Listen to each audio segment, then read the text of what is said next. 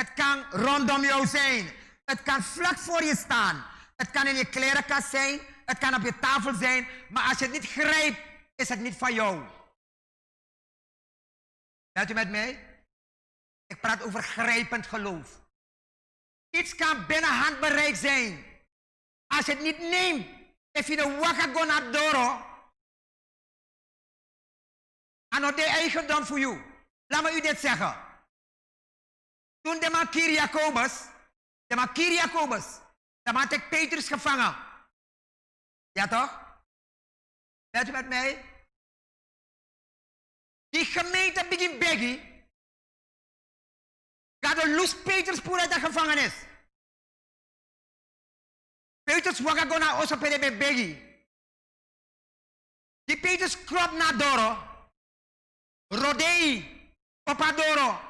En Rodei uit blijdschap Rodei Tapadoro. Waarvoor ze hebben gebeden, hebben ze niet gezien. Omdat ze niet in geloof zijn gegaan als Rodei bij de deur. Bent u met mij? Dus als Sansari be begi, dan Adoro ba. Ama lusuba mag naar Doro. Maar ze weten het niet dat ze het hebben. Omdat dingen go taking. Als je niet gaat halen, pakken. Heb je het niet, dat is grijpend geloof. Je moet het gaan halen, is een ander niveau weer van geloof. Je moet het gaan halen, je moet het gaan pakken. Het kan op je erf zijn, het kan in je garage zijn, maar je go taking. Is het nog niet van jou, is het nog niet van jou? Grijpend geloof. Het is belangrijk voor elke kind van God om te zien dat geloof iets is om te grijpen. Je moet weten, grijpen of nemen of in bezit nemen, dat alles is één woord, dat is synoniem. Geloof neemt dingen in bezit. Waarom moet je grijpen? Omdat geloof dingen in bezit neemt. Dat geloof. Geloof staat niet naar dingen te kijken. Geloof neemt dingen in bezit. Bent u met mij? Geloof is niet passief. Geloof werkt altijd. Geloof, dat de hele Bijbel lezen we, dat geloof niet passief is, maar geloof is actief. Iemand die zegt ik geloof in Jezus Christus, iemand die zegt ik geloof in God, is niet iemand die niets doet. Bent u met mij? Als je zegt dat je in Jezus gelooft, ben je iemand die niet zomaar zit. Je doet iets, daarom geloof je. Dat ding wat je doet, ga je krijgen waarin je gelooft. Want je gaat het pakken. Je gaat het pakken. Als u zegt in God te geloven, moet dat ergens aan te zien zijn. Als je zegt je gelooft in God, moet er ergens aan je zien. Als je zegt ik geloof in God, moet ik het zien. Ik moet zien. Jij gelooft in God, ik zie het al. Ik zie het. Hallo? Met deze prediking wil ik laten zien wat grijpend geloof inhoudt. Ik wil zien wat grijpend geloof, ik wil dat u moet zien wat grijpend geloof inhoudt. En wat u daar als gelovige mee kunt doen. Wat houdt grijpend geloof in en wat kan je ermee doen? Waar? In je wandel. In het bovennatuurlijke koninkrijk van God. Want met geloof kan je in het bovennatuurlijke koninkrijk van God gaan halen. Alles dat je wil hebben. Alles.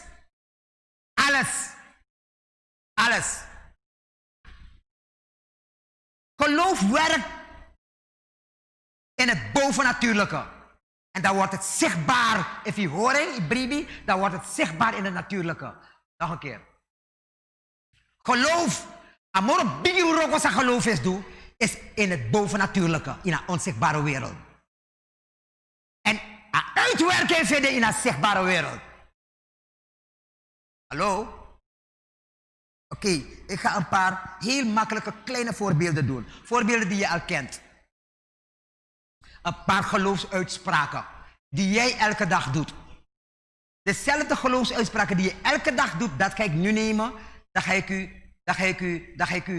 u een voorbeeld meegeven. Zodat ik u laat zien dat u zonder dat u weet, u geloofsuitspraken doet, maar alleen stap je niet erin. Bijvoorbeeld, waarom zeg ik dat? God heeft ons zo gemaakt. Ieder mens op aarde, ieder schepsel, ieder mens op aarde heeft iets waarin hij of zij gelooft.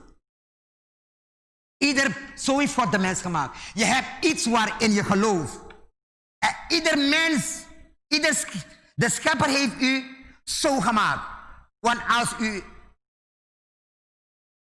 u uit huis uitgaat, if je moppen na of je guastrati, weet je wat je zegt? Tot straks. Hallo? Dat is een vorm van geloof.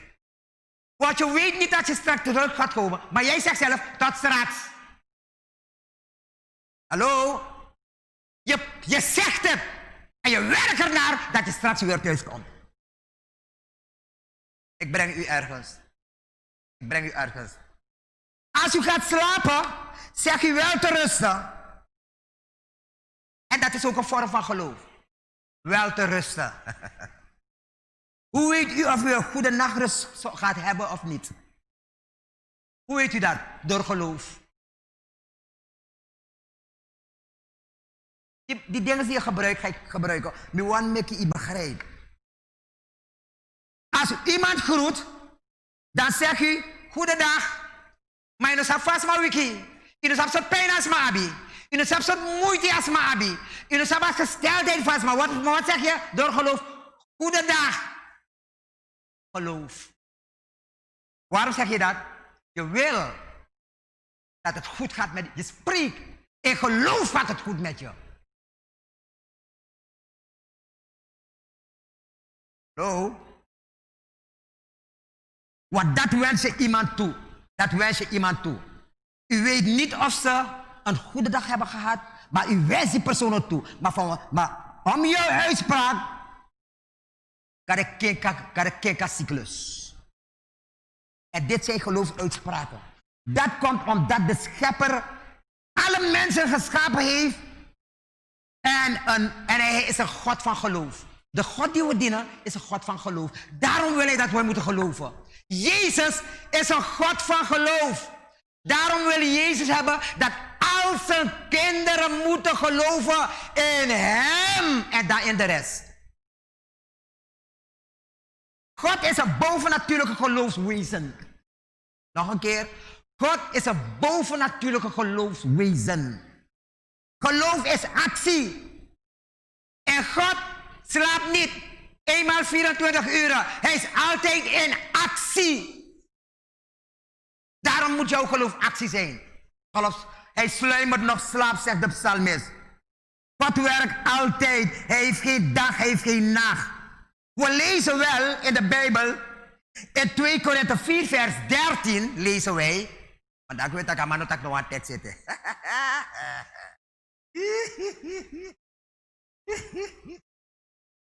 I got it. 2 Korinthe 4 vers 13 zegt, maar nu wij dezelfde geest des geloof hebben, we hebben dezelfde geest des geloof, gelijk geschreven staat, ik heb geloof, daarom heb ik gesproken. Geloven ook wij en daarom spreken wij ook. Als je gelooft ga je spreken. En dan ga je spreken in geloof. Ik heb geloof, daarom heb ik gesproken. Hallo? En laat me u zeggen, spreek altijd door geloof. Spreek altijd in geloof. Amen. Want wie gelooft, gaat spreken. En als je gesproken hebt door geloof, gaat er iets gebeuren. Er gaat iets gebeuren. U kunt niet zeggen dat u een gelovige bent en u doet niets. Je moet in geloof handelen. Act in faith, zegt de Engelsman. Act in faith. Handel in geloof. Kunt u me nog volgen? Waarom? Als je hart vol is van geloof, wat gaat uit je mond komen? Geloof. De Bijbel zegt, waar het hart vol van is, loopt de mond van over. If je ativoer naar een bribi, je tak in bribi, je wakker door een bribi, je handelt door een bribi. Hallo? Ben nog met mij? Geloof strekt zich uit naar de dingen van Jezus. Geloof strekt zich uit naar de dingen van Jezus. If you abi bribi in een strekt strekt uit naar de dingen van Jezus, is dat geen goddelijk geloof. Is dat, ik wil het met een zacht woord noemen. Ik wil bijna zeggen begeerigheid, hebzucht of zo. Maar echte geloof van Jezus strekt zich uit naar de dingen van Jezus. Omdat echte geloof weet dat mijn bron in Jezus Christus is. Mijn bron is niet in de hand van een mens, een regering, een instantie of een organisatie. Oh nee, mijn bron strekt zich uit waar die put is die nooit nedreigt.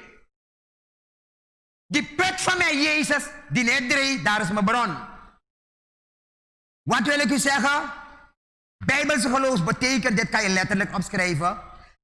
Bijbelse geloof betekent, dubbele punt, u uitstrekken en nemen wat God u geeft. Bijbelse geloof is u uitstrekken en nemen wat God u geeft. Iemand gaat u dit vragen in de toekomst. U gaat zien. Dan mag ik zeggen, wat is Bijbelse geloof? Je hebt gewoon bribi, wat je nog schrijft. U gaat een ander antwoord geven. Dit de realiteit. Waarom zeg ik dat? Hoe bent u een kind van God geworden? Door iets aan te nemen en vast te pakken wat God u aanbood. Weet u op, Chief Gado? Je hebt aangenomen. Jezus. Dat gaat gebed. Je accepteert Jezus, toch? Toen u hoorde dat Jezus gestorven is aan het kruis voor al uw zonden, hebt u besloten Jezus aan te nemen, want niemand anders zou sterven. Je hebt geloof. Ik brief dat Jezus wat deed ik zo doen. Je zag dat Mohammed nog deed in het kruis. Je zag dat Boeddha nog deed in het kruis. En bijna want bebroken je tikkie van kruis. Is sabi dat no once man nog deed ik in het kruis. Jezus wat deed in het kruis. En die jaren heb je hem aangenomen. Geloof. Hallo? Wij zeggen ontvangen, ik ga ietsje dieper gaan. We zeggen ontvangen, maar het Bijbelse woord is eigenlijk grijpen of in bezit nemen. Pakken, grijpen of in bezit nemen. Dat is het Bijbelse woord, eigenlijk een Bijbels woord. U hebt het in bezit genomen, u heeft Jezus in bezit genomen. U bent niet Gods kind geworden omdat u niets heeft gedaan. U heeft iets gedaan. Wat heeft u gedaan? U heeft uw hart opengesteld en u heeft Jezus aangenomen door geloof. U heeft hem aangenomen. Eigenlijk ben je bezig met een fundament dat je kan begrijpen wat ze me. Wat dadelijk aan rouwmateriaal komt. Dat rouwmateriaal komt, je begrijpt niet. Niemand is automatisch kind van God geworden. En dat kan. Niemand. Je gaat iets moeten aannemen. Je gaat Jezus moeten aannemen. Waarom? Waarom gaat u dat doen? Omdat u gaat moeten geloven wat Jezus u aanbiedt. Wat biedt Jezus u en ik aan? Het eeuwig leven. Daarom geloven wij en we hebben hem aangenomen. Je gaat geloven wat hij aanbiedt. En ik geloof met mijn ziel, met mijn geest en alles wat in mij is. Hij heeft mij het eeuwig leven gegeven. My soul is dancing. Waarom? Hij heeft me het eeuwig leven gegeven. Niemand kan me dat geven. Niemand. Al die mensen die zo praten, zij hebben ook het eeuwig leven nodig. En het is maar bij één persoon. Jezus en Jezus alleen. Hij heeft zijn leven voor ons gegeven.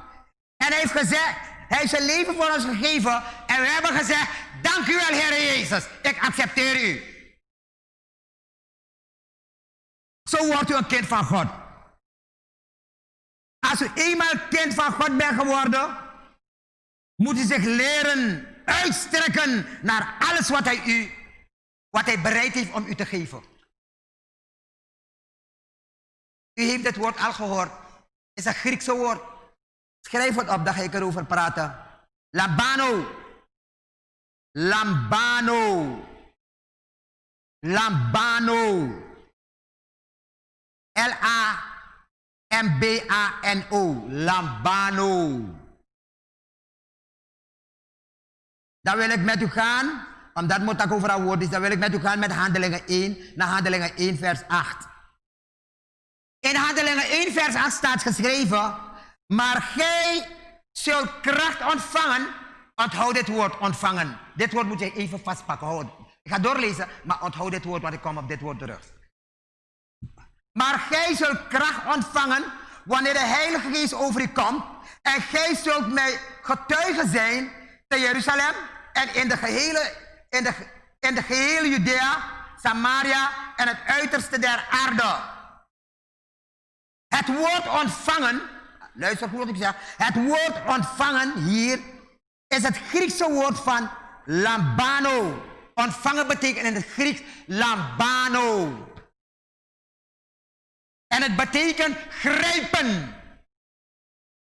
Lambano in het Grieks betekent grijpen. Lambano betekent het is een Griekse woord die betekent grijpen. In het Engels betekent het to hold. To catch away. Taken by force. Met geweld nemen. Met andere woorden, iets grijpen, iets vasthouden, iets met geweld pakken. Ik mag u zeggen, u mag grijpen wat God u heeft gegeven. U mag grijpen wat God u heeft gegeven. Onthoud het woord grijpen. Daarom met wandel. Omdat hem kon dat trangen materiaal. Hem kon dat rond 12 en rond 18, je moet maar begrijpen me. We beginnen rond 6 en rond 3. God wil dat u zich uitstrekt en zegt, alles wat God voor mij heeft, is van mij. Zeg mij gelovig na. Zeg in geloof. Spreek ik uit. Alles wat God heeft vrijgezet voor mij, is van mij. Houd dit vast, houd dit vast, houd dit vast, houd dit vast. Waarom? God geeft je dit alles om hem te dienen. 1, 2. God geeft je dit alles om hem te verheerlijken. 2 en 3. God geeft je dit alles om andere mensen te helpen. Daarom geeft God je alles. U mag grijpen wat God u heeft gegeven. Elke dag grijpt u, pakt u bepaalde dingen die u niet eens... Kijk, als u in de klerenkast gaat, u pakt een tenue. Als ik naar mijn veel klerenkast, ik denk meer bribi dat me weer acrossie die acrossie nooit ook kon zien. Geloof, zeggen, ik ga het pakken. Zolang ik pak, niet aantrek en ook kon zien. Je hebt de sleutel van je wagen, van die auto in je hand. Zolang je nog eens doet naar wagi, je pot dat sleutel naar contact. Je draait, en wagi niet staat in een rijgweg. Je hebt het, maar je grijpt het niet aan in de tekking. In de mekka de werkelijk in je libi. Dat kunt u me nog volgen? Amen. Wat wil ik u zeggen? U moet in bezit nemen. U moet in bezit nemen. Geloven wil zeggen, ik ga in bezit nemen alles wat God voor mij heeft klaargezet. Want het komt niet vanzelf tot u. U moet het pakken, u moet het in bezit nemen. Hallo? En ik kan heel wat voorbeelden nog noemen, maar ik ga even verder. Het gaat om het principe dat bepaalde dingen al in uw bezit zijn, maar dat u moet uitstrekken, grijpen, pakken, zodat het kan werken in je leven. Rijkdom kan werken in je leven als je doet wat het woord zegt dat je moet doen. Dan heb je dwars aan dat het een workona in je libi. Genezing gaan werken in je leven. If je doet zo'n woord, dat je nap naar je pakken dat woroko. Oké, ik zeg nog naar. Hoewel bepaalde dingen bepaalde dingen worden pas effectief in uw leven wanneer u praktisch, dat is een zo net, tegen de praktisch ik doe. Ik wakker dat ik doe, ik pleeg een handeling. Ik pleeg een handeling. Ik wil geld op de bank zetten op mijn rekening. Ik wil geld op de bank zetten. Wie ziet taking? Money no wakker go. Je wakker go naar de bank. Hij put het op een rekening. Dan pas een briefico in werking. Wat je gaat doen toch? Ik pleeg een handeling. Ik weet niet of u me kan volgen. En dat is hetzelfde met geloof. Het is een goddelijke principe. Het is een goddelijke principe. Geloof grijpt wat God aanbiedt. Geloof grijpt wat God aanbiedt. U kunt in de Bijbel heel veel beloften van God lezen. Maar het gaat pas voor u werken als u het gaat geloven en u in praktijk zet. Alla de beloften in de Bijbel. Als je put in praktijk dat oroko, dan gaat het werken. Dan pas kan je zeggen, het van mij. Dus ik wil u zeggen, al die oude gedachten moet u vaarwel zeggen. Dan moet u zich uitstrekken met geloof naar datgene dat voor jou is. Apostel, illustreer met een tekst voor me. Filippenzen 3, vers 14. Paulus zegt heel duidelijk, want Paulus had problemen met de Filippenzen hoor. De Filippenzen, de man in Filippi, de mensen in Filippi, ze kwamen naar de kerk. Ze luisterden de predikingen. Ze gaven Paulus applaus. Ze zeggen, ik heb ontvangen. Maar ze maakten het tot een deel van hun leven. En Paulus tegen in Filippenzen 3, vers 14. Paulus gaat voorbeeld naar inschrijven. Maar één ding doe ik. Vergetende hetgeen achter mij ligt. En mij uitstrekkende naar hetgeen voor mij ligt. Jaag ik naar het doel. Om de prijs der roeping Gods. Die van boven is in Christus Jezus. Elke roeping heeft een prijs. Je moet er naar grijpen. Maar wat achter jou is, moet je laten als vuilnis.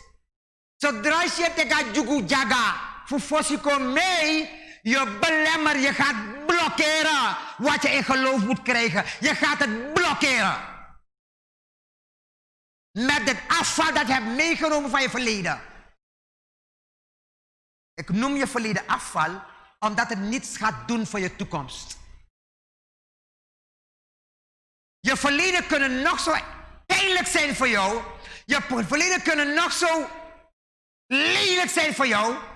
Sari, boos of noem maar op. Maar als je het meeneemt, gaat het je heden en je toekomst verpesten. Het gaat het blokkeren. Het gaat het belemmeren. Je gaat nooit kunnen grijpen. Want je verleden heb je meegenomen. Je verleden heeft een beurt al gehad. Heeft een taak al gehad. Moet nou blijven zitten op de achterbank. Want jij gaat verder.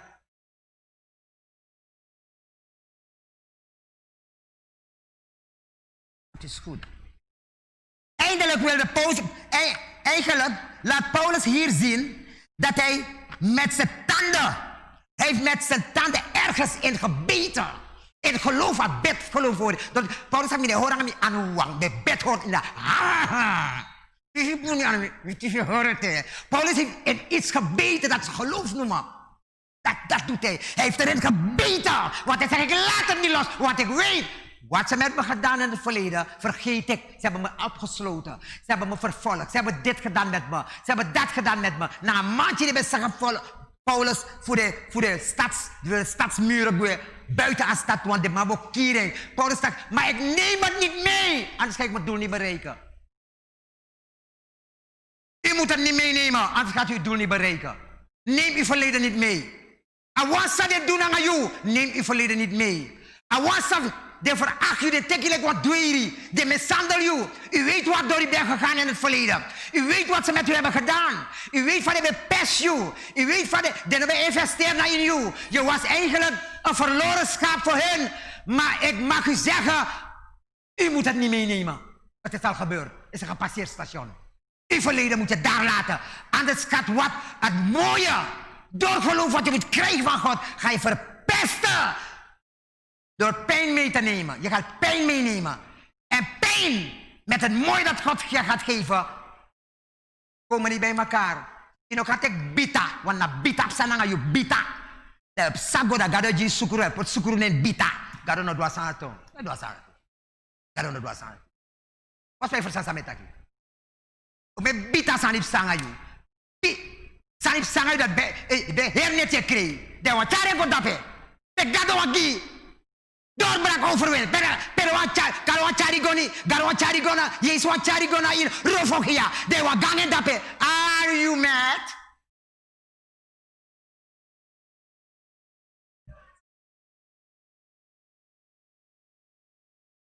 Je kan het niet doen. Je kan het niet doen. Jezus heeft geen van zijn bitterheid meegenomen. Wat ze hebben gedaan met hem. Die de God tegen een Gethsemane. Die de gezeling, die de spiednet op de haar en barba. Pot door een kroon. Jezus heeft geen van die bitterheid meegenomen. Hij is ze gaan ontmoeten in de bovenzaal. En met de Heilige Geest kon dat in tapu. Dat zin den God woroko. Hij heeft gezegd, behandel iedereen in liefde. Jezus heeft niks meegenomen wat ze met hem hebben gedaan. Waarom ga je meenemen? Als Jezus het niet heeft meegenomen, moet je het niet meenemen. Alles is je eigen bloedfamilie. Apostel, maar u begrijpt niet, het is mijn eigen broer. Ze hebben me onterf. Weet je dat ze me onterf hebben? Weet je dat ik mag niet op het terrein gaan. Lei! Laat los. Als je wil winnen, laat los. Job moest loslaten. Job moest loslaten. Zijn vrouw, zijn 3 vrienden. Iedereen moest hij loslaten. Job heeft niks meegenomen. Wat aan Job taki? Zo jere mi ben jere voor jou. Maar no mi I am meeting you. Hij heeft God verheerlijk. Niks heeft hij meegenomen. Die gaat een blessing. Door bribi gaat op het door gang. Job taki. No mi I am meeting you. No mi I am meeting you. No mi I am meeting you.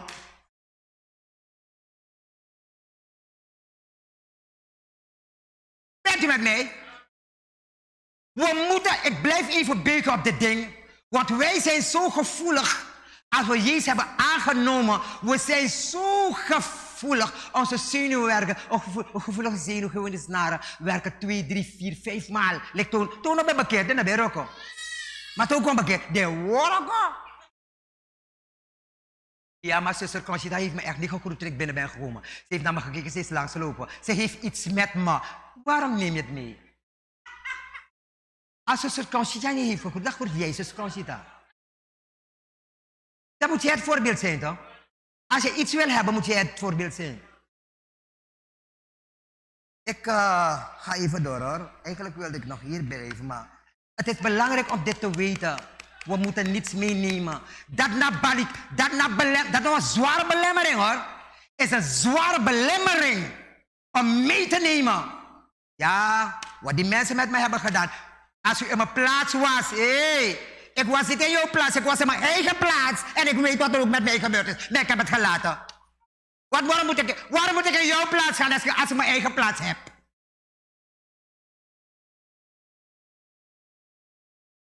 Zelf in de wereld niet bij Opotabasandisi. In de voetballerij, de sideline, in de voetballerij. Daar maakt ik, Nieuwland, daar gaan naar maar dat pressie. Ik ga naar een paar pressie, maar ik ga niet pressie. Gon pressie. Me gon mi igi pressie mina woman van 11 talen me den mi igi pressie. Me gon man pressie. Maar ben ik me zo vreemd. Maar ik wist al wat ik zei. Ik ga niet in jouw plaats. Anders moet ik doen leuk van jij doen. Mim taki leuk jou. Me gon mi igi pressie. Me gon doen mi sani. Me gon doen you sani. En me gon you press mim tak leuk jou. Mim do saim do. Begrijpt iemand mij? Begrijpt iemand mij? Maar God is goed. God is goed. Prijs de Heer. Paulus heeft zich ingebeten En aan mijn horen, want aan mijn horen, Paulus zegt dat op het declarie. En laat me u zeggen, als ik praat over grijpen in de Bijbel, is het niet respectloos bedoeld hoor. Alsof je wilt zeggen, je gaat iets van Gods hand wegpakken. Nee, dat bedoel ik niet. Dat is Bijbels. God heeft alles al gegeven. En we mogen vrijmoedig in praktijk aan de slag gaan. Met wat hij ons geeft. God heeft ons alles gegeven. Ik kom daarop terug. God heeft ons alles gegeven. Doordat we kinderen van de hemelse Vader zijn, heeft hij ons alles gegeven in geloof. Soms mas don dat de taki, gado ne lukumi. Gado ne lukumi, luku van de, luku langa. Hey, guns. If is doit dat gado ne lukumi, in een handel in geloof, dan je ne luki schrevi. Je bent bezig met jezelf. Wij moeten naar Gods belofte grijpen. Wij moeten naar Gods belofte grijpen in alle levensomstandigheden. In alle uitdagingen die ons klem willen zetten. Want er gaan uitdagingen die ons klem willen zetten. Uitdagingen in Namibië gaan ons klem willen zetten. Omstandigheden gaan ons willen klem zetten. Duivels gaan ons willen grijpen en ons klem zetten. Voor no kan go tekis a gado pot klarigi uno. Daarom moeten we alle beloften grijpen. Je moet begrijpen dat de Bijbel ons leert dat er een vijand is die ons wil blokkeren om te gaan halen bij God. De Bijbel leert ons, er is een vijand die ons wil blokkeren. En laat me u dit zeggen. Laat me u dit zeggen. Die vijand die ons wil blokkeren, je moet niet denken dat het een man komt met 2 horens. Een staart met een vork met 3 punten. Met lange tanden en lange nagels. Nee. Nee, nog eens nee. Die persoon die gaat komen is je beste vriend. Is je beste vriendin. Die persoon gaat de duivel gebruiken. Iemand die het zegt, ik ga hem niet zeggen of hij is beledigd. Dat awani. Die persoon gaat zich vervelend voelen want Marti. Dat awani, dit is maar dat ik gebruik. Dit is maar dat ik gebruik. Waarom? Want je gaat je vervelend voelen om die persoon te zeggen, nou je moet het niet doen, ik wil niet. Nou, dat betekent dat of je vast. Die persoon gaat de duivel en je moet waakzaam zijn. Luister als kind van God, je ziet dan je moet oppo. Anders zie je deze dingen niet. Als je geestelijk ei, naar een geestelijk jessie, no oppo, je know, zie je laat me u zeggen. Toen we tot bekeren waren gekomen, jaren terug, toen we horen, nachtwaken, 5 jaar lang. Een vrouw dat deed in elkaar, een vrouw dat nee. Dat vrouw taki, zo lees je eigen baby, die je kan gebruiken voor creëren net die nog gaan nachtwaken. Dan ben je vrouw no, jera vrouw no. Waarom? De duivel zegt dat hij kon naar nachtwaken je ontvangen. Dat zijn doe, japje nyang, zo zijn lerapje dat we zijn kregen met een tandon kregen, go naar nachtwaken. In Lucas staat dat boy vrouw leti jongen, vrouw op leti. Soms je eigen kinderen kan de duivel gebruiken om iets te creëren. Belemmer je, dat heeft een prachtige dienst. Wat prachtige zuster samenkomst of wat beautiful broer samenkomst. Ik ga wat tak naar je, begi was sloto, figo go teka san zei de begi zo me langa. Dat je hoor je op dat je, want dan kom je, ik praat over blokkeren. Ik praat over blokkeren komt niet van iemand die je niet kent. Blokkeren komt niet van iemand die je nooit hebt gezien. Blokkeren komt met iemand die je zelf heeft gezegend met een zagreis.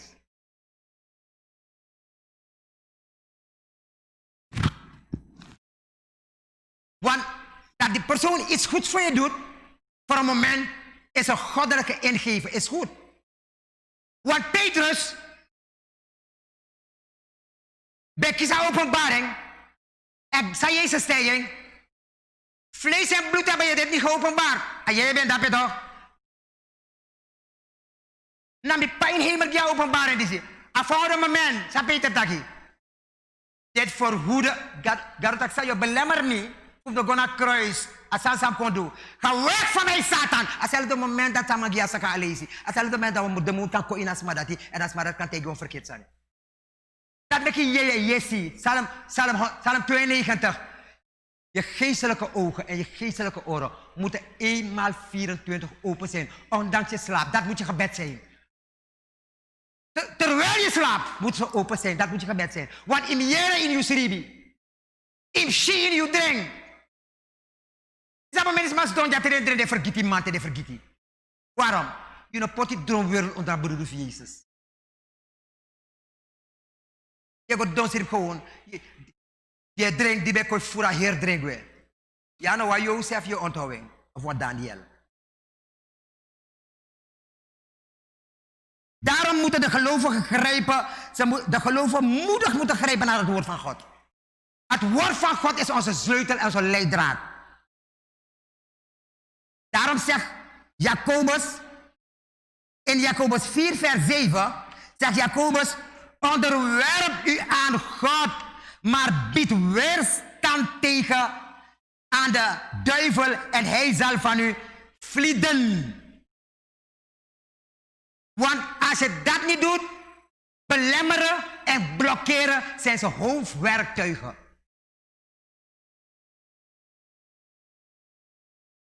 Wat je moet weten, dat er allerlei zaken in dit leven zijn, die niet willen dat u zult genieten van de dingen die God voor u heeft klaargezet. Wat is het zijn hem de one die geniet voor de sasa Jezus wordt klaargegeven. Daarom heeft u geloof nodig, zodat u zich kunt uitstrekken naar wat God zegt. U moet u uitstrekken naar wat God zegt. Ondanks alles wat van u wordt afgehouden, toch strek je uit. Met andere woorden, wie is mij belemmer u, strek je uit. Word niet mismoedig als iemand je belemmert. Word niet mismoedig als iemand je tegenwerkt. Water is het symbool van de Heilige Geest. If you tap just give water, what I support passi boroko baka. If you tap that, what I can't tap baka. You know water? Ya water, sata ya water. If de no tap je, de tap dape heb sadape. If de tap dape heb sadape. If de tap dape heb sadape. You altijd moet avoid. You know so ya dat toko. Dat toko toketang. Toko nestro.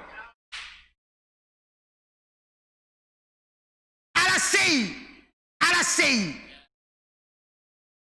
Waarom? Geloof accepteert alleen wat God zegt. Daarom. Geloof is een handeling in doing. Geloof dat niet grijpt, etasdom zal zeker geblokkeerd worden. Ik ga tegen je lobby.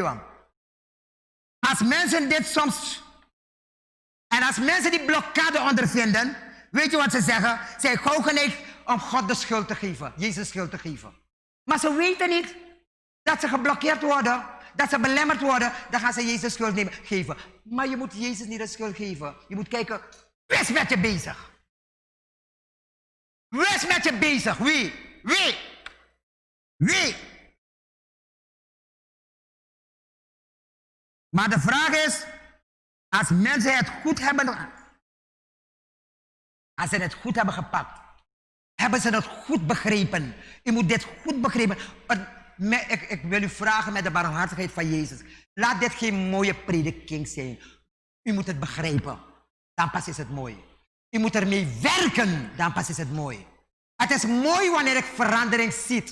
Het is mooi wanneer ik zie dat ik me van level 1 ga level 2. Dan is het mooi. Want mensen denken dat dingen vanzelf gebeuren. Vele mensen, als ik naar de kerk kom, dan gebeurt alles vanzelf. Forget it. Als je dat in je hoofd had, ben je al die tijd met een verkeerde gedachte in de kerk gekomen. Vandaag veeg ik het weg. Vandaag veeg ik het weg. Niets gebeurt vanzelf. Je moet handelen in geloof. You have to act in faith. En ik heb al lang gezien dat niets zomaar gebeurt. Ik doe wat niet. Niks gebeurt zomaar. Je moet iets doen. Je moet iets doen. De meeste dingen waarvan u zult genieten in het christendom, is de dingen wat u geleerd hebt en u hebt ze gegrepen. Daarvan gaat u genieten. De dingen waarvan u niet gaat genieten, dan is aan die strek je uit. Andere smaken zijn er niet. Andere smaken zijn er niet. Hallo? Er zijn geen andere smaken hoor.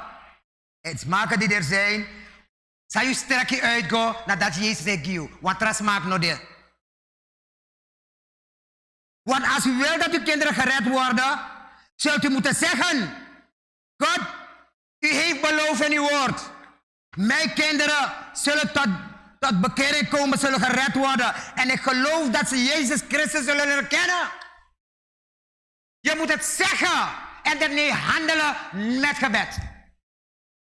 Zitten en denken, I don't go one day. I know Roko.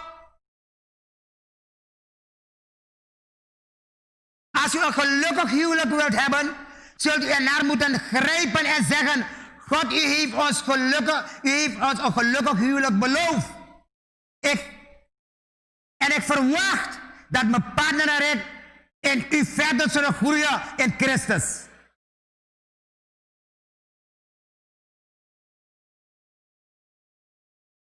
U gelooft ervoor, u bent praktisch in Christus en u grijpt ernaar en u gaat er naartoe werken. Naartoe werken betekent verdraagzaam zijn naar elkaar. Naartoe werken betekent dat we niet in één huis gaan wonen als tegenstanders met elkaar. We gaan letten op mekaars fouten. We gaan kijken waar we mistake hebben gemaakt.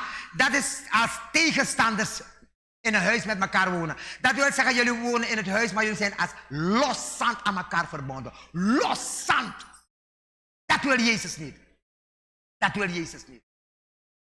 Jullie gaan overboord moeten gooien. Als je dat die ene dat heeft gedaan, je gaat heel gauw vergeten, want morgen doe je het verkeerde ook. Misschien in je baroko op gratie, en je baroko als kaartje. Dat baroko als gratie. Dat is boem gratie, dat is weer gratie die stok, dat is niet doen, dat is niet meer verjaardag. Maar je baroko op pret, dat is oma met die maar pret, die is voor dat dede. Is je dat wel toe verkeerd? Je moet weten dat in het huis A maakt fouten, B maakt fouten. De bedoeling is dat we elkaar kunnen vergeven, elkaar groeien en overboord gooien. Wat niet bijeenbrengt, scheidt.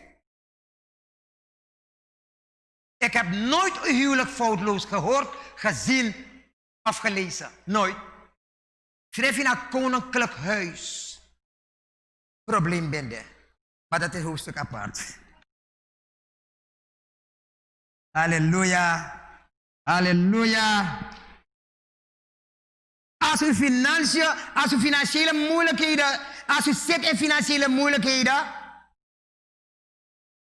en u want met financiële moeilijkheden moppen, zult u moeten zeggen: luister, er is een verschil tegen financiële moeilijkheden. Hey. If I see you, I'm going to pay wat er op je sommige maar je hebt mee. En dat ga je bedoel. Weet je wat de Heer bedoelt? Je gaat op dit woord staan. We praten geloof, hè? Grijpend geloof. De Bijbel zegt, if je denkt financieel nood en je want een financiële doorbraak, God zegt, wie zaait zal oosten. Wat moet u doen? U moet gaan zaaien in geloof dat u kan ontvangen. Dat is een patroon van God. Apostel Gomorro Dipina Inasandisi. Oké, kom met me. Want een gemeente in Korinthe, daarom heeft Paulus, en zomaar Paulus schreef bepaalde gemeenten 2 brieven. Die Korinthe, Paulus schreef 2 brieven. 1 Korinthe, 2 Korinthe. Want de man dat hij, had een probleem met financiën. En ze dachten dat ze ergens anders moesten zoeken. De man zei, dit maar die volgt de studie voor in die openbaring. Bij behandelen 7 gemeentes. Bij Sabi dat de gemeentes bij de rijke gemeentes. Maar, wat deel bij Poti, en dat deel dat hij, voert hij bij komt tot bekering. En dat deel dat bebreken, dat want trafas die God bless. Maar Paulus tegen die ding. Nee, Paulus tegen in 2 Korinthe 9. En dat trok je weinig je abi. Maar Paulus zei in 2 Korinthe 9 vanaf vers 6. Paulus zegt, bedenk dit. Praxeras aan het boom. En je moet erop gaan staan. Wie karig zaait, zal karig oosten. En wie meldelijk zaait, zal meldelijk oosten. Punt. Paulus zegt, if je zaait one tomati bon gro. If je zaait 10 tomati bon gro. En aan wat tomati bon zei, ook 20 tomati. Medisaya 10 tomati bon, mokis 20 maal 10 tomati. En omdat dat die monego pe moni de, ik heb veel gezaaid. Hallo? En Bijbelboek dat morgen en ieder die nadat hij zich in zijn hart heeft voorgenomen, je moet je voornemen in je hart. Niemand moet je dwingen om te zaaien. Anders heb je geen zegen bij God. Niemand moet, nog eens een moesu you. Nog eens een dwingen you. Nog eens een kari, tak God takko. Er moet uit een blij hart komen. Luister wat Paulus zegt tegen de gemeente. Paulus zegt, niet met tegenzin of gedwongen. Want God heeft de blijmoedige gever lief, punt. Als God niet een blijmoedige gever lief heeft, zit in jou, gaat de Heer niet zegen. Welke zegen gaat de Heer geven? Luister. En God is bij machten. Lucas God de donga de blijmoedige gever. God is bij machten. Sobu, Gado abi makti. Jezus abi makti. Alle genade in overvloed te schenken. Alle genade voor gezondheid, financiële doorbraak. Doorbraak in het leven van je kinderen. Alle genade, alle aan de wang. Te schenken opdat gij in alle opzichten, te alle tijden, alle dingen, van alles genoegzaam moet voorzien zijn. In alle goed werk overvloedig moet zijn. Wat moet je doen? Je moet, als je financiële problemen komt, dan lukt dat weinig, begin zaaien. Begin het weinige te zaaien. Is dat Isaac bezaai in een land per hongersnood bidden? Isaac bezaai in een land per hongersnood bidden. Alles maar betak Isaac lauw, maar toch gaat doen. En lukt van God de blessing. Hij was een van de rijkste mannen ook van het oosten. Begin te zaaien. In het breedste zin van het woord. Ik haast me om u te zeggen, niet alleen uw offers moet u zaaien. U moet niet alleen uw tiende zaaien, maar ook uw tijd. En u moet ook uw tijd zaaien in het dienen van Jezus. U moet u inzetten in het werk van Jezus. 1. Begin liefde te zaaien. 2. Begin vrede te zaaien. 3. Begin vertrouwen te zaaien. 4. Begin dankbaarheid te zaaien. En zo kan je doorgaan. If you see that was my nabu wan san giyu, begin saya san dati. If je na vrede, begin saya vrede. If je niet vertrouwt, maar begin saya vertrouwen, maar begin vertrouwen. Begin doe zij maar begin vertrouwen. Heel makkelijk. Alles. Iemand zegt alles. Alles. Alles. Oké. Hoeveel tijd heb ik nog? Ga gaan, hè? Ga gaan, hè? Oké. Zeg alles. Alles. Oké. Marcus 11, vers 24. Zeg. Daarom zeg ik u. Dat beschrijft al, maar het bedoelt alles. Daarom zeg alles. Marcus 11, 24 zegt. Daarom zeg ik u. Alles wat gij bidt en begeert. Nou wij kom. Geloof dat gij het hebt ontvangen. En het zal geschieden. Nou, een terniveau mee gaan naar jou. Nog een keer. Want moet ik over aan die snow. Alles. Daarom zeg ik u. Jezus zegt ja. Amadis schreef een vers. Amadis bij de Jood. Deze man was geen Jood. Hij was een Griekse dokter. Hij was een Griekse dokter. Hij kon tot bekering. Deze man, Marcus. Hij is tot bekering gekomen. Nee, joh, is Lucas. Marcus was een discipel. Lucas was een dokter. Was een Griek. Marcus vertelt ons hier duidelijk dat als u bidt, u moet geloven dat u al hebt ontvangen. Nou, wat er niet voor mij gaan hebben.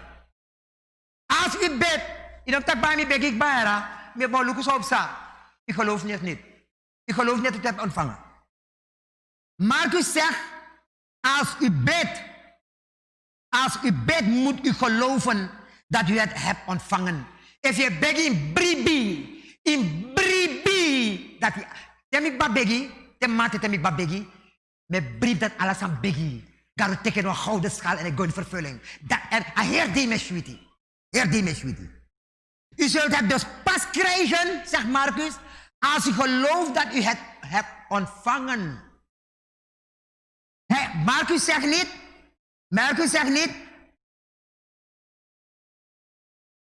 je gaat bidden, je gaat krijgen wat je hebt gebeden. Nee, dat heeft Marcus niet gezegd. Je gaat niet krijgen wat je hebt gebeden van God. Je gaat niet krijgen wat je hebt gebeden van God. Je gaat niet krijgen. Wat heeft Marcus gezegd? Geloof dat je het ontvangen hebt en je zult het krijgen. Ja, mi beg je dus maar kiezen. Je moet geloven dat je het ontvangen hebt, dan pas ga je het krijgen. Dus eerst lambano. Eerst grijpen, lambano. Eerst grijpen en zeggen dat u het geeft. Je moet het grijpen en zeggen, ik heb het, lambano.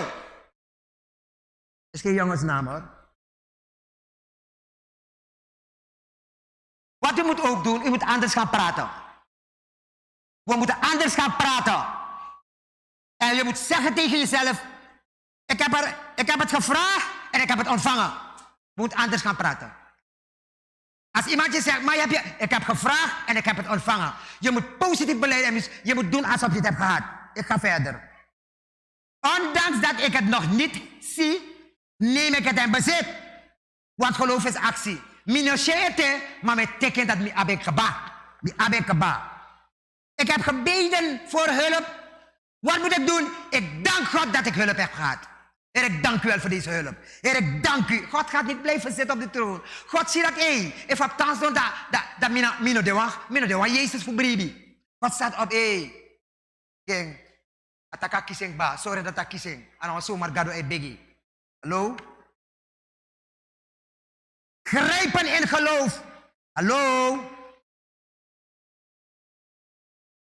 Grijpen in geloof en danken. Je moet danken. Danken betekent dat u iets heeft gekregen.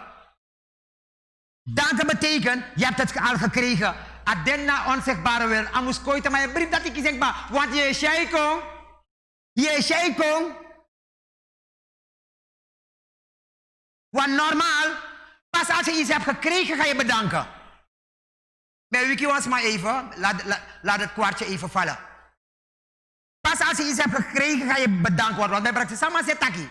Normaal, pas even kies was dan ga je bedanken. Of pas even was maar jepina was dan ga je bedanken. Dan ga ik ietsje verder. Soms zeggen wij, bij voorbaat dank. Eigenlijk is dat het. Eigenlijk is dat dit soort bij... Is eigenlijk een soort bij voorbaat dank. Want u heeft het nog niet in bezit. Maar u weet dat u dient een gevende God. Daarom bedankt u. Daarom zeg ik God, Heere, bij voorbaat dank. Dan zal er voor gezorgd worden dat er verandering gezien wordt in hetgeen dat u hebt gevraagd. Garocha kenki ko in asansa uw actie. Amen, Mayenga. Amen, Mayenga. Dat je daarom naast standen. God zegt, eerst geloven, dan ontvangen en dan zien. Maar de wereld zegt, eerst zien, dan geloven. Daarna staan eigenlijk teken tot bekering. De Bijbel is omgekeerd van de wereld. De wereld zegt eerst zien, dan geloven. Maar als je het hebt gezien, hoef je niet meer te geloven. Maar God zegt eerst geloven, dan ontvangen en dan ga je het zien. En laat me u zeggen, het zijn twee verschillende systemen. Je hebt een wereldse systeem, je hebt een Bijbelse systeem. Een wereldse systeem was je, dat je bribi. Maar goddelijke systeem, je bribi, dat ga ik hier.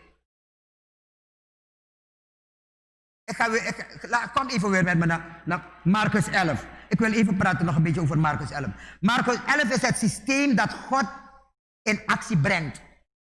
Eerst geloven, dan nemen. Dat brengt God in actie. Dat is Marcus 11. Laten we teruggaan naar dit vers. Want dat vers die zie je, wat dozens in die moest begrijpen. Dit vers laat zien dat God u niets onthoudt. God onthoudt u niets. Vers Marcus Marcus 11 vers 24. Sorry, dat God ne pour niks van jou aan. Jezus ne pakken niks van jou aan. En God onthoudt je niet. Alles wat je hebt gekregen is waarin je hebt geloofd. Hallo? Dit vers laat zien dat God alles overlaat wat je wil hebben aan jouw geloof. Alles wat God wil hebben, hij laat het aan jouw geloof. Eigenlijk, God heeft een grote schuur opengemaakt. En alles wat je nodig hebt op dit planeet aarde, gaat je op door een wagen wijd. Dat gaat je taki kan God dapen. En alles aan die kan teki dapen. Door geloof, één ding maar. Betaalmiddel zijn kan God nakasi na geloof. If je na ben je nog aan God dapen. If je na ben je nog aan God dapen. Wat hij zegt, alles wat u bidt en vraagt, er is geen restrictie, geen belemmering. Geloof dat je het hebt en je krijgt het. Je krijgt het. De enige voorwaarde is wandel met Jezus en in de relatie zijn met hem. En Marcus 11 vers 24, dat geldt voor je gezondheid. Marcus 11 vers 24 geldt voor je huwelijk. Het geldt voor je kinderen. Het geldt voor je financiën. Het geldt voor je nachtrust. En ga zomaar door. Ga zomaar door. God is goed. Laat me u zeggen, lieve mensen. God is een gevende God. God steelt niets van ons. En God pakt niks van ons af. Maar God geeft. We dienen een gevende God. We dienen een gevende God. Dat weet iedereen. Maar omdat we nog een relatie naar Jezus, met we denken, hij geeft niet. Ik moet lang wachten. Jij laat jezelf eens lang wachten. Je moet je uitstrekken.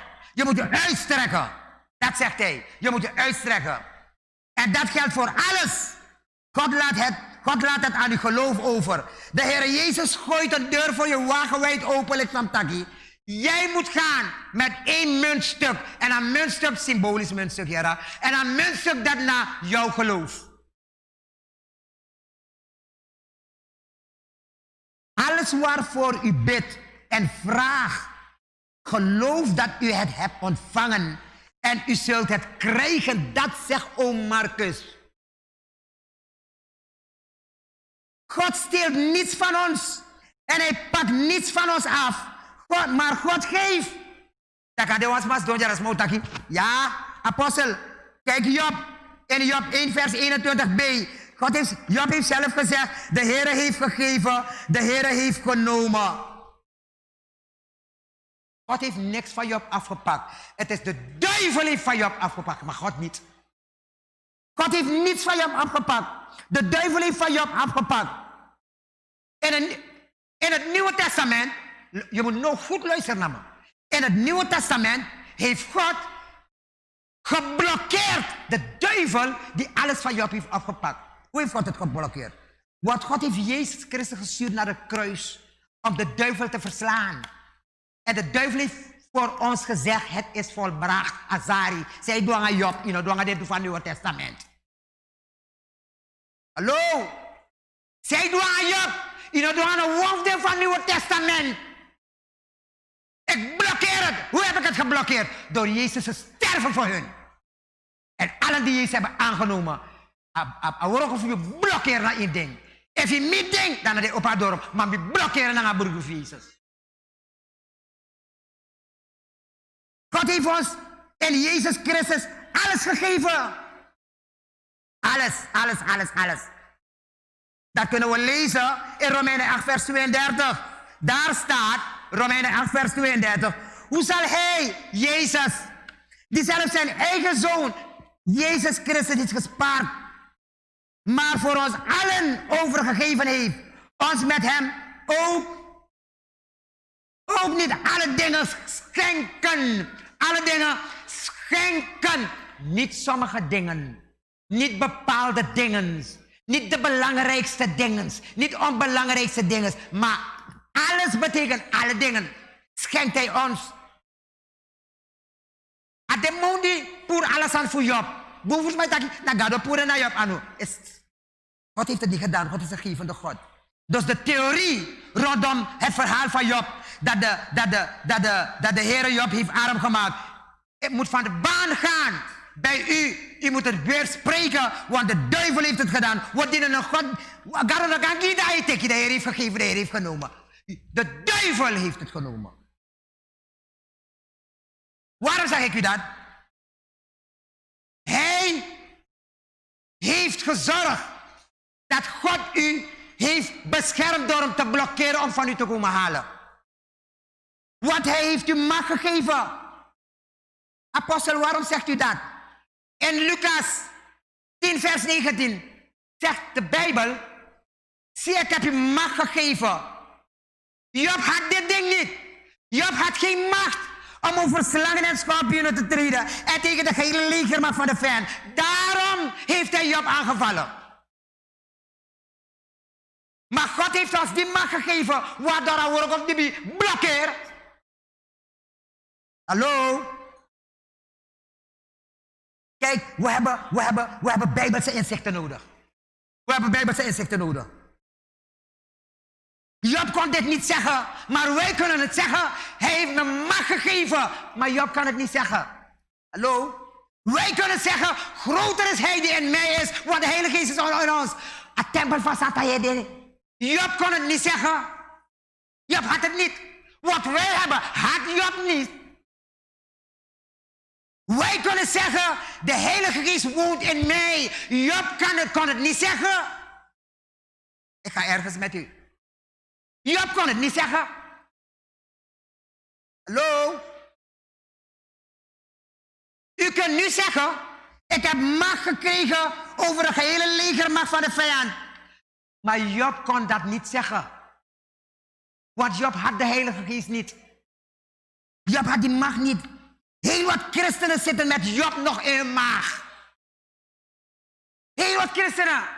Ze zitten met Job in hun maag. Maar look eens op tegen Job. Van Job, look op me. Je zit met Job in je maag. Laat me u zeggen, ik zit met Jezus. Ik zit met Jezus en wat hij voor mij heeft gedaan. Hallo? En wat hij heeft gezegd. Hij heeft gezegd, ik ben met jou, Glenn. Glenn, ik ben met jou. Wat heeft Jezus tegen u gezegd? Hij heeft tegen mij gezegd, Glenn, ik ben met jou. Wat heeft hij gezegd? Ik ga dit in het briefje, Heer, waarmee zijn we bezig? Wat heeft Jezus gezegd voor u? God heeft me lief. Job is nog in je maag, hè? Laat me zien nog. Job is nog in je maag, laat me kijken. Wat heeft Jezus tegen u gezegd? Ik ga dit. Jezus heeft tegen mij gezegd, Glenn, ik ben met jou tot aan de voleinding der wereld. De Heer Jezus is met mij en dat beleid ik. En ik praat het en ik zeg het, hij is met mij. Hij is met mij. Hallo? Gebruik zijn naam. Die volmacht hebben jullie. Hij heeft gezegd, Glenn, gebruik mijn naam. Om slangen en schorpioenen uit te drijven.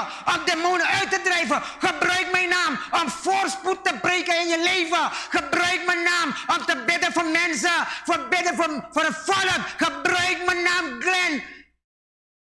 Spreek genezing uit. Weg doden. Heel zieken.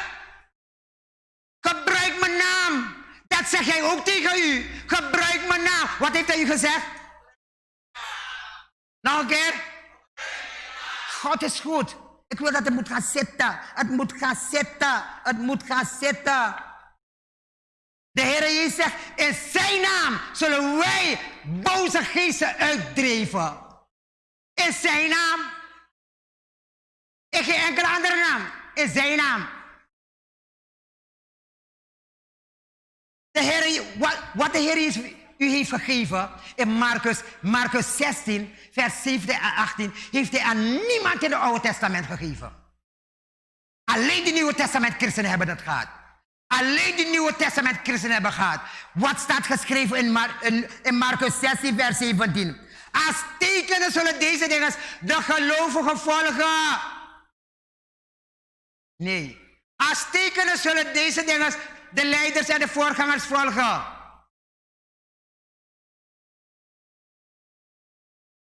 Heere, help, ik ga eindigen. Ik ga eindigen. Abari Furu. Ze kunnen niet meer nemen. Wat is vol? Wat is vol? Buig je hoofd met me.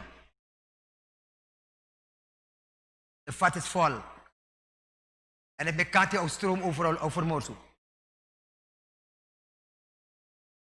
God is goed. Halleluja. Dank u, Jezus. We gaan het zondagsgebed bidden.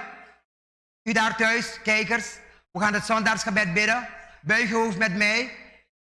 En heb een moment spijt. En zeg met mij, Heer Jezus, ik heb uw woord gehoord. En ik wil u vragen om mij te vergeven van alle zonden die ik gedaan heb. Zowel bewuste zonden, zowel onbewuste zonden. Heer, ik belijd dat ik heb gezondigd, ja. En ik vraag u dat u mij vergeeft. Ik doe de deur van mijn hart open. En ik nodig u uit, Jezus. Kom in mijn hart. Heb maaltijd met mij. En ik zal maaltijd met u hebben. Reinig mij met uw bloed. Want het is het bloed van Jezus dat reinigt van alle zonden. Abba, Vader. En ik dank u wel dat mijn naam opnieuw staat geschreven in het boek des levens van het Lam. Dank u, Jezus. Als u dit gebed serieus hebt gebeden, staat uw naam opnieuw geschreven in het boek des levens van het Lam. Prijs de Heer. Ik ga voor zieken bidden. Zet uw hand op uw ziekenplek. U daar in de huiskamer. Ja, u meneer, ja. Mevrouw, ja, u daar, ja. Ik ga voor u bidden. Leg uw hand op uw ziekenplek. Luister, mijn hand gaat niets voor u doen. Het is uw geloof, mix met mijn geloof. Kan de Heer Jezus een wonder voor u doen. Helemaal daar in uw huiskamer, ja. Dank u, Jezus. Heer, ik dank u wel voor dit moment. Want overeenkomstig uw woord, dat staat geschreven, dat door uw streamen mijn broer, mijn zus genezing geworden is. Spreek genezing over het lichaam van mijn broer, mijn zus. Waar hij zijn hand heeft gezet. Genees van deze pijn. Genees van deze zwakheid. Genees van deze tekortkomingen. Genees van deze ongeregeldheden in uw lichaam. In de wonderbare naam van Jezus. In Jezus' naam spreek genezing uit. Over uw lichaam. Vanaf uw hoofdschedel tot uw voetzolen. In de wonderbare naam van Jezus. In Jezus' naam. Amen en amen. Wat een genezende kracht. Helemaal in uw huiskamer. Wat ik u wil vragen, schrijf ons. We zijn aan de Cavalloudistraat nummer 55. Waar de hoofdgemeente is. Zustergemeente is aan de Goede Zorgweg nummer 456. Daar hebben we een zustergemeente. Wagenmakerweg nummer 40 hebben we een zustergemeente.